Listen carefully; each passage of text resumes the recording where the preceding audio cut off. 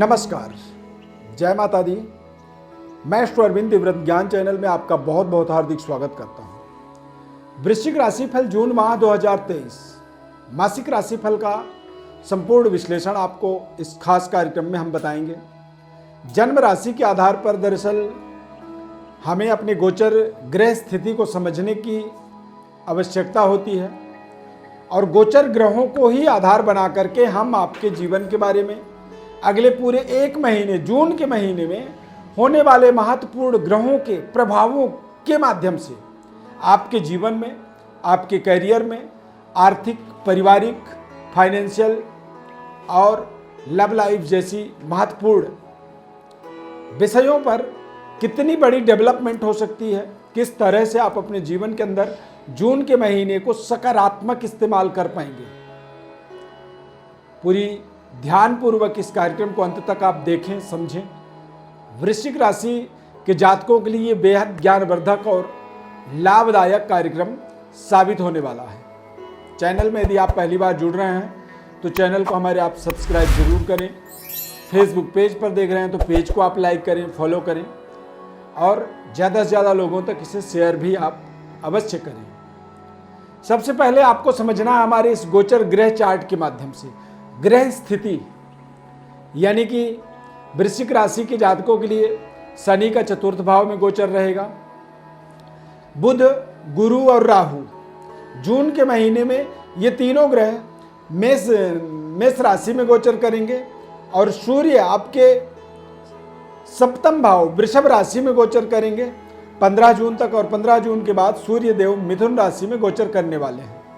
अब जैसे ही सूर्य देव मिथुन राशि में गोचर करेंगे तो आपके राशि चक्र के अष्टम भाव में सूर्य का गोचर, यानी कि दशमेश कार्य क्षेत्र के लॉर्ड स्वामी अष्टम भाव में जाएंगे, तो वहां पर आपको थोड़ी सी सावधानी अपने करियर के अंदर रखनी होगी। शुक्र ग्रह का और मंगल ग्रह का, दोनों ग्रहों का गोचर आपके राशि चक्र में भाग्य स्थान पर होगा और केतु आपके द्वादश भाव में गोचर करेगा। अब बात करेंगे सबसे पहले वृश्चिक राशि वाले जातकों के लिए। शनि देव के चतुर्थ भाव में गोचर होने से शनि के ढैया का प्रभाव बना हुआ है। राशि स्वामी मंगल ग्रह नीच राशि में गोचर करेंगे। चंद्रमा और मंगल का स्थान परिवर्तन योग बन रहा है इस माह में, लेकिन दोनों ही ग्रह एक दूसरे के घर में नीच राशि के हो जाते हैं। नीचत्व प्रभाव होने के कारण से आपको खान पान पे अपने विशेष ध्यान रखना होगा। फीवर, इन्फेक्शन और लीवर से संबंधित, ब्लड से संबंधित कुछ परेशानी, दिक्कत आपको हो सकती है। एसिडिटी, अपच, बदहजमी जैसी समस्याओं का भी आपको बार बार दिक्कत हो सकता है। वाहन आपको बहुत सावधानी पूर्वक चलानी होगी। चोट चपेट के भी इस माह में योग बन सकते हैं। विद्यार्थियों के दृष्टिकोण से देखेंगे तो बृहस्पति का राहु के साथ युति छठे भाव के अंदर, तो कहीं ना कहीं वृश्चिक राशि वाले जातकों के लिए जून के महीने में विद्यार्थियों के लिए बहुत ही सावधानी पूर्वक अपने स्टडी जिम्मेदारियों को, यानी कि अध्ययन कार्यों को कंप्लीट करना होगा। करियर के अंदर, यानी कि कोई कंपटीशन की तैयारी में आप लगे हुए हैं या फिर आपकी कंपटीशन कंप्लीट हो गई है, जॉब की अपॉर्चुनिटी चाहते हैं, तो यहाँ पर योग अच्छे बन रहे हैं। संभावनाएं आपके लिए प्रबल योग बना रहे हैं कि आपको कुछ अच्छी कैंपस सिलेक्शन, अच्छे जॉब अपॉर्चुनिटी और अच्छे तरीके से आपको अपने जीवन के अंदर एक बेहतर नई पारी की शुरुआत करने की, एक नई एनर्जेटिक कार्य की प्राप्ति होना, कार्य क्षेत्र में जुड़ना और नए तरीके के एक्सपीरियंसेस को आप नए माहौल में जून के अंदर प्राप्त करने के लिए भी आप समझ सकते हैं, सोच सकते हैं। यानी कि कुछ नए तरीके के फ्रेंड आपके इस माह में जुड़ेंगे, नए तरीके का रिलेशनशिप आपका डेवलप हो सकता है। कारोबार व्यापार के दृष्टिकोण से देखेंगे तो सूर्य देव का सप्तम भाव में गोचर होने से निश्चित रूप से व्यापारिक उच्च स्तरीय सोच बनेगा आपका और व्यापार में उच्च स्तरीय वर्ग का आपको पूरा सहयोग मिलेगा। सरकार के द्वारा, प्रशासन के द्वारा फाइनेंशियली स्थिति आपकी थोड़ी सी स्ट्रांग बनेगी, यानी कि आप अपने किसी कारोबार व्यापार को मटेरियलाइज करने के लिए, उसको इम्प्लीमेंट करने के लिए किसी बैंक से या फिर सरकारी संस्थानों से आप लोन चाहते हैं, सरकार के किसी भी ऐसे योजना के अंदर आप अपने कारोबार को डायरेक्ट जोड़ना चाहते हैं, तो सीधे सीधे डायरेक्ट आप सरकार के द्वारा एक बड़ा लाभ का भी उम्मीद इस माह में आप अवश्य कर सकते हैं। सेपरेट व्यापार, यानी कि स्वयं आप अपने व्यापार के अंदर यदि सेपरेट हैं तो उसमें आपको बड़ी सफलता मिलेगी। किसी के साथ कोई पार्टनरशिप में आप काम कर रहे हैं तो वो भी आपके पक्ष में सेपरेट हो सकता है, यानी कि स्वयं अपने व्यापार का आप स्वयं संचालक बन सकते हैं। सूर्यदेव का गोचर आपके लिए बेहद शानदार रहेगा।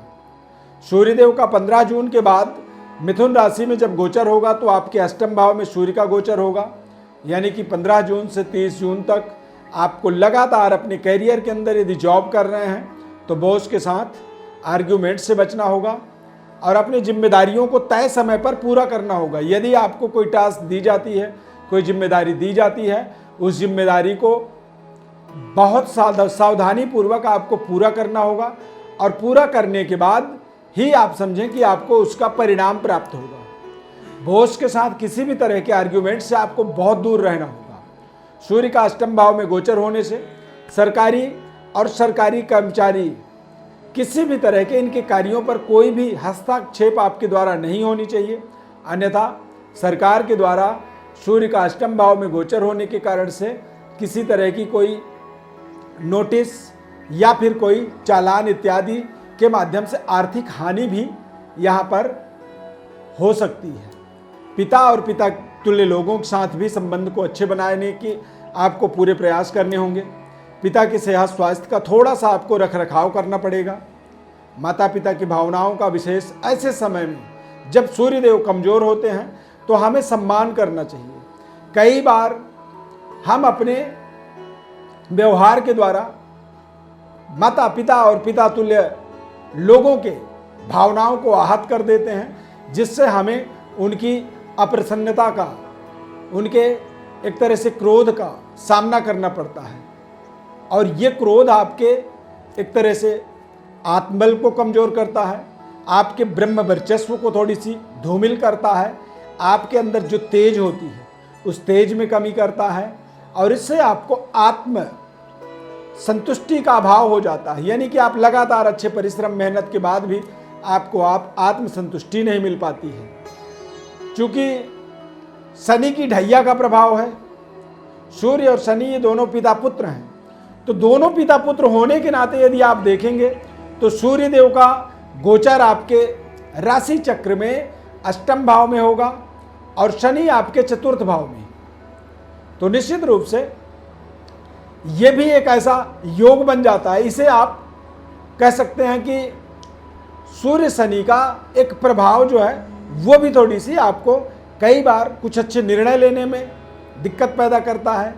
कुछ ऐसे महत्वपूर्ण स्टार्टअप बिगनिंग आत्मनिर्भरता का भाव बना देता है और आपको लगातार परिश्रम मेहनत के बाद भी आपके आत्मबल की वृद्धि नहीं हो पाती है। तो ये चीज़ें गोचर ग्रह के आधार पर ही इनको समझना है। यहाँ पर आपको सूर्यदेव की और शनिदेव के तालमेल को समझना आपके लिए बहुत जरूरी है। सूर्यदेव आपके कैरियर, आपके वर्किंग पावर के एक तरह से आधिपत्य करते हैं और शनिदेव आपके नौकरी, आपके फाइनेंस, आपके सुख सुविधाओं के और आपके जीवन के अंदर शनिदेव आपके बैंक बैलेंस के अधिपत्य होते हैं। तो निश्चित रूप से इस समय में आपको शनिदेव को अनुकूल बनाए रखने के लिए सायंकाल ओम शम शनैश्चराय नमः मंत्र का शनिवार के दिन जप करना चाहिए।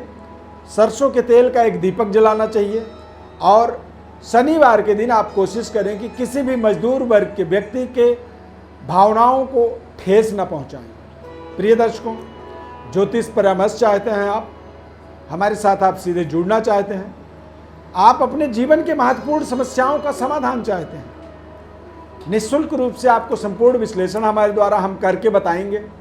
परंतु उसके लिए आपको हमारे व्हाट्सएप नंबर पर अपनी बर्थ डिटेल लिख करके भेजना होगा। चैनल को आपको सब्सक्राइब करना होगा और फेसबुक पेज पर यदि कार्यक्रम को देख रहे हैं तो पेज को आपको लाइक करना होगा और ज़्यादा से ज़्यादा लोगों को इसे शेयर करना होगा। इस खास कार्यक्रम में बस इतना ही। नए कार्यक्रम में आपसे फिर मिलेंगे। शनिदेव 2023 में वक्री होने वाले हैं, तो बहुत जल्द हम शनिदेव के वक्री प्रभाव का सभी 12 राशियों का विस्तार से अपने चैनल में कार्यक्रम लेकर के आएंगे, तो उसे भी आप जरूर देखें, क्योंकि वृश्चिक राशि वाले जातकों के लिए ढैया का प्रभाव और शनिदेव का वक्री होना, क्या आने वाला समय आपके लिए बेहतर परिणाम देने वाला होगा या फिर आपके संघर्ष बढ़ सकते हैं। बहुत बहुत धन्यवाद। जय माता दी।